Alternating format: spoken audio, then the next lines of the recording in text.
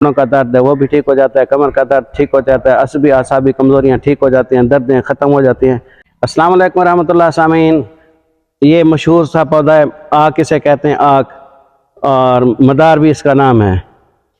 तिब के अंदर बहुत सी अद्वियात के साथ तैयार होती हैं, ज़बरदस्त चीज़ है। निज़ाम इन्हज़ाम में इसके गुल जो हैं, ये फूल जो हैं, ये खुश्क करके सफ़ूफ़ में मिलाए जाते हैं। आज हम आपको एक तिलिस्मी और शानदार नुस्खा बता रहे हैं कि ये है इसका फल। आप इसको करीब से दिखाएं, ये है फल। ये अभी कदरे खाम है, जब यह पुख्ता हो जाता है इसमें से एक रुई सी निकलती है। ये तो अभी खाम है, इसके अंदर रुई मौजूद नहीं है, इसके अंदर से रुई निकलती है। इसका हमने बनाना है गद्दा, बिछौना। अगर इसका बिछौना आप तैयार करें, तकरीबन आप 3-4 किलो इसकी इकट्ठी कर लें कपास से, इसके अंदर से जो निकलती है उसका आप बिछौना बना लें और उसको इस्तेमाल करें।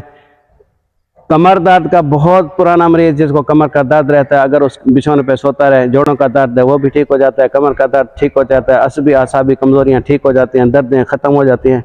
ये ज़बरदस्त तिलिस्मी तकिया भी बना सकते हैं आप, बतौर तकिया भी इस्तेमाल कर सकते हैं, बतौर बिछौना भी इस्तेमाल कर सकते हैं।